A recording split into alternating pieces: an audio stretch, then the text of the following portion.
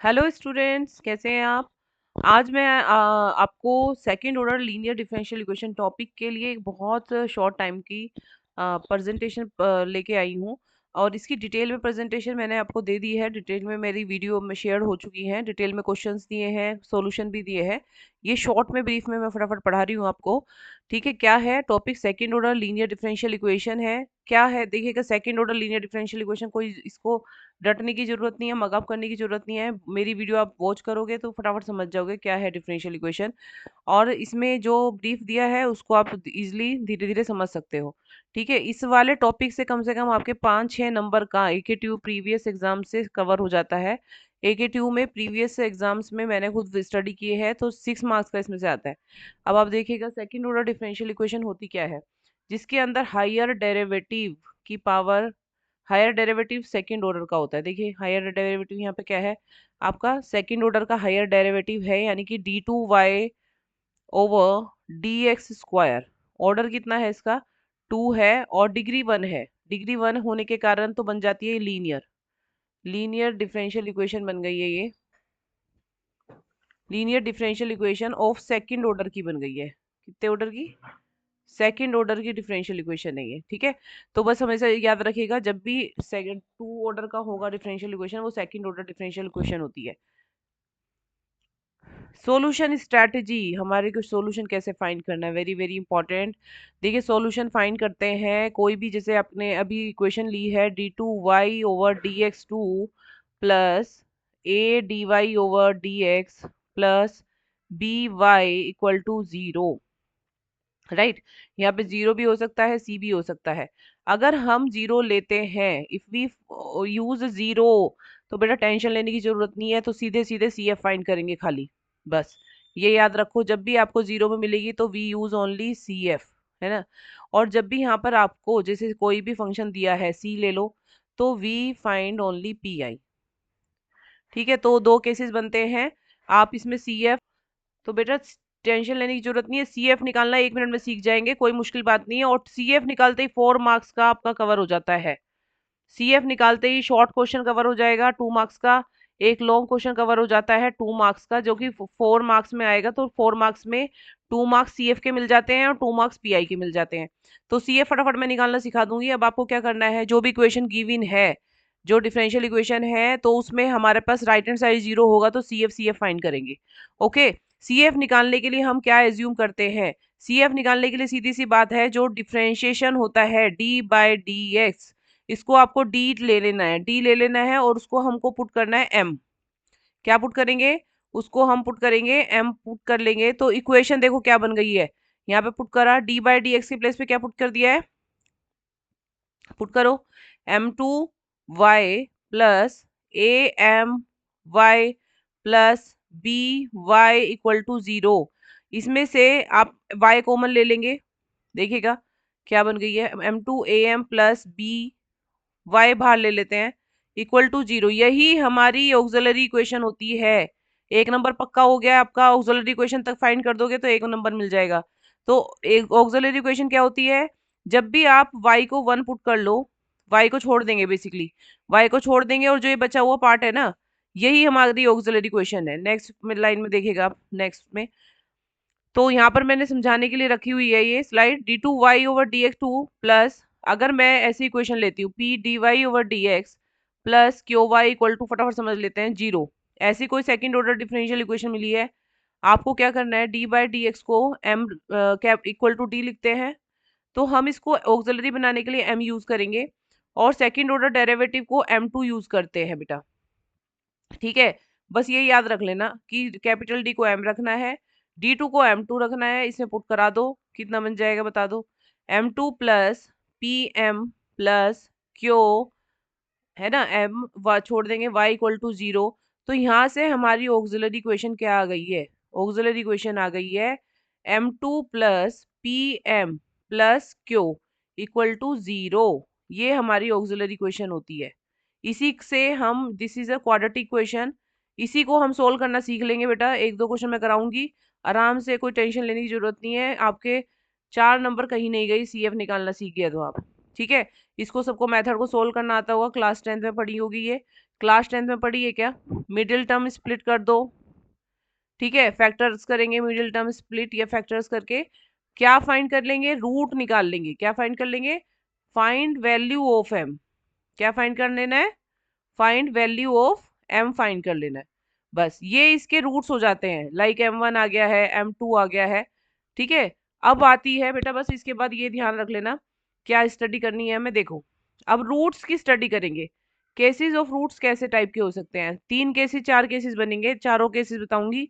बहुत आसान है, कोई मुश्किल नहीं है, डरने की कोई जरूरत नहीं है। अगर हमारे पास रूट्स रियल है, मैं सीधे से एग्जांपल ले लेती हूँ।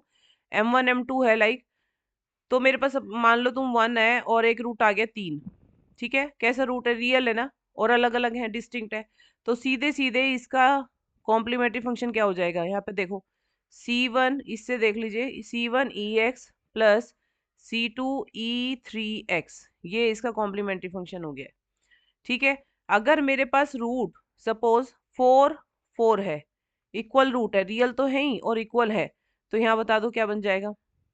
इसी को देख के बनाना है, अपने साथ साथ करते जाइएगा, आराम से होता चल जाएगा। 4 नंबर पूरे पक्के हो गए AKTU के एग्जाम से, ठीक है। AKTU या कोई भी अगर ऑटोनोमस यूनिवर्सिटीज हैं, सब में ऐसे क्वेश्चन पूछे जाते हैं। रूट अगर कॉम्प्लेक्स है ना, ये सॉरी मैंने यहाँ M Y लिया है, M लीजिए इसको, रूट M। तो रूट कॉम्प्लेक्स कैसे होते हैं? जैसे 2 + -i, 2 + -i ले लो। तो इस केस में CF क्या हो जाएगा? ये CF ही होता है बेटा, CF है ये। इसको पूछ रहे होंगे आप y क्यों लिख देते हैं? बेटा CF की ही सॉल्यूशन है, यानी कि सॉल्यूशन y ही तो निकाल रहे हो आप। जब भी राइट साइड 0 होगी तो y फाइंड करेंगे खाली, बस। तो इसमें क्या होगा? e⁻²x C1 cos बीटा कितना है? कंपेयर करो, ये अल्फा हो जाता है और ये बीटा हो जाता है, बीटा हो गया 1। तो यहाँ पर C1 cos C2 plus C2 sign x, तो हमारे पास इसकी वैल्यू हो गई है दिस। क्लियर? रूट कॉम्प्लेक्स के केस में ये सारा एग्जांपल लेके समझा दिया। देखो, कोई दिक्कत नहीं है, कोई भी दिक्कत हो तो मुझे बता देना कि मैम केस 1 समझा दो, कमेंट बॉक्स में बताना पड़ेगा, लेकिन जल्दी से बता देना, मैं नेक्स्ट स्लाइड में शो कर दूंगी। रूट कॉम्प्लेक्स, रूट कॉम्प्लेक्स कब होते हैं? देखो, चौथा केस है ये, केस 4 रह गया है यहाँ पर लिखना। कॉम्प्लेक्स रूट भी इरेशनल, पीछे चला गया। इरेशनल रूट कैसे होंगे? जैसे कि हमारे पास रूट है, देखो ये दे रखा है इन्होंने, सीधी सी बात है। एग्जाम्पल अगर मैं लेके बता देती हूँ बेटा, एक अगर मेरे पास हो गया 2 + √3 और दूसरा रूट हो गया 2 - √3, ठीक है। तो रूट्स होते हैं, तो इस केस में CF क्या बन जाएगा? यही देख लो, CF हो जाएगा e⁻, ये अल्फा होता है, ये अल्फा होगा, ये बीटा होता है, e⁻²x C1 cos बीटा कितना है? बीटा है आपके पास, हाइपरबोलिक यूज करेंगे यहाँ पर, ये ध्यान रखना, √3x plus C2 sine hyperbolic √3x। This is the answer finally. Okay, now next देखिएगा। अब एक मैंने क्वेश्चन लिया है, जरा क्वेश्चन पढ़ लो। सेकंड ऑर्डर डिफरेंशियल इक्वेशन है, राइट साइड 0 है, तो राइट साइड 0 होते ही PI कहाँ चला गया? 0 चला गया। टेंशन नहीं लेनी है, CF फाइंड करेंगे बस। CF पे वर्क करना है। क्या पुट कर देंगे? d/dx को सीधे सीधे क्या पुट करेंगे? M पुट करेंगे, और d2/dx² को M2 पुट करेंगे। यहाँ पर आपने पुट कर दिया M2 - 5m + 6 = 0। y को बेटा रिप्लेस कर देते हैं, y की वैल्यू फाइंड करेंगे तो वो y नहीं लेंगे, सिर्फ ऑक्सिलरी इक्वेशन ये होती है आपके पास। This is auxiliary equation. Solve कर रहे हैं बच्चा, देख लो। मिडिल टर्म स्प्लिट करा है, फैक्टर लगा दिए, 6 × 1 = 6, पता ही है, 2 × 3 = 6, प्लस पे चाहिए तो माइनस माइनस यूज कर लिया, तो 2 फैक्टर आ गई है। सोल्व कर लोगे ना? देखो, किसी को नहीं आता है तो 2m - 3m हो जाएगा ना, प्लस 6 = 0। यहाँ से सोल्व फैक्टर कॉमन ले लेंगे, m - 2 माइनस 3m - 2 = 0। तो we have m - 2 and m - 3 = 0। यहाँ से क्या रूट्स आ गए हमारे पास? ये आपको बेटा वर्किंग करनी पड़ेगी, 10th की वर्किंग है, कोई ऐसे हार्ड वर्क नहीं है। 10th 11th में पढ़ी है आपने, मिडिल टर्म स्प्लिट करना है, ये मैंने आपको बता ही दिया है। ऑक्सिलरी इक्वेशन बनाने का तरीका, d/dx को m पुट करना है, d2 को m2 पुट करना है, ठीक है। फिर वहां से y छोड़ देना है, y नहीं लेना है। फैक्टर कर दो, 2 3 जो भी रूट आए हैं, अभी मैंने आपको बताया ही था। रूट कैसे हैं? रियल है, तो केस 1 लग जाता है, अभी बताया था ना। रूट अगर आपके पास रियल है और डिस्टिंक्ट है तो ये केस वन लगेगा। M1 M2 टाइप के रूट होते हैं तो सीधे इसका आंसर हो जाता है C1E M1x plus C2E M2x। अब इधर देखिएगा तो क्या बना है हमारा C1E2x plus C2E3x। Clear. Now next slide पे जाएंगे। नेक्स्ट एक और इक्वेशन लिया है, चेक चेक कर लेते हैं। देखो अलग अलग इक्वेशन ले रखी है मैंने आप लोगों के लिए। सबसे पहले वर्किंग यही करनी है, इसको इक्वेशन को ना ऐसे बना लिया करो, राइट। यहाँ से D2 माइनस ये स्टेप और कर लिया करो बस। ये स्टेप क्वेश्चन साथ साथ सीखते चले जाओ, कोई दिक्कत नहीं है, आपके CF के 4 नंबर पक्के हो गए। पुटिंग कर लो इसको, D equals to M।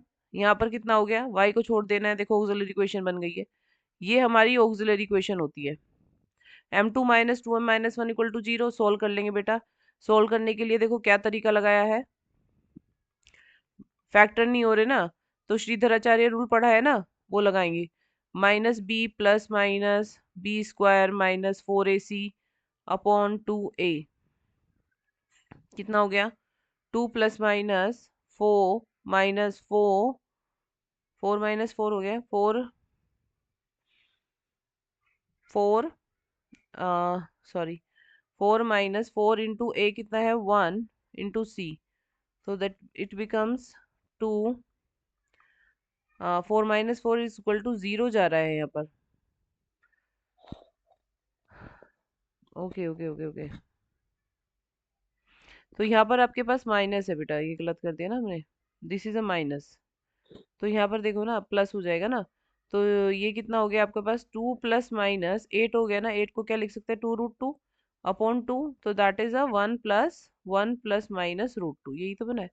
We have the 1 plus minus root 2। अब देखो इस केस में CF जो होता है ना, इसको कैसा रूट है, इरेशनल आ रहा है, rational irrational sorry, irrational root का केस क्या था, या तो हम ना इस फॉर्म में लिख लेते हैं E की पावर 1 प्लस माइनस, ये भी कर सकते हो, नहीं तो आपने हम क्या करेंगे, ऐसे आपको लिखना है, इसको स्किप कर सकते हैं, देखिएगा ये वाला, यही जो है हमने ये निकाला है ना, M equals to 1 plus minus, जब भी हमारे पास रूट आया तो अल्फा कंपेयर कर लेंगे 1 है, बीटा √2 है, तो इसका आंसर हम डायरेक्ट ये यूज करेंगे y equal to EX C1 cos hyperbolic लगाएंगे √2x plus C2 sine hyperbolic √2x। वही क्वेश्चन है सेम, है ना, तो ये वाला आपको वर्किंग करनी है। Hence the topic has complete, topic आपका कंप्लीट हो गया है, कंप्लीटेड। और इस तरीके की और वीडियोस के लिए आप इसको चैनल को सब लाइक जरूर कर देना और शेयर कर लेना अपने फ्रेंड्स के साथ, जिसको भी जरूरत है बेटा, उसके 4-5 नंबर पूरे पक्के हो जाएंगे इसको क्वेश्चन के बाद, क्योंकि मैंने रेशनल इरेशनल वाला का वो आपको समझा दिया है, सबसे टफ होता है इरेशनल वाला टॉपिक, और आपको समझा दिया है हमने इमेजिनरी। ठीक है, इमेजिनरी वाला हो गया है और रियल वाला हो गया है। और मोर वीडियोस के लिए इसको सब्सक्राइब कर लेना, और इसके ऊपर मैं क्वेश्चंस प्रैक्टिस क्वेश्चन आपको पोस्ट करूंगी, आपको सॉल्व करने हैं। ओके, थैंक यू बेटा।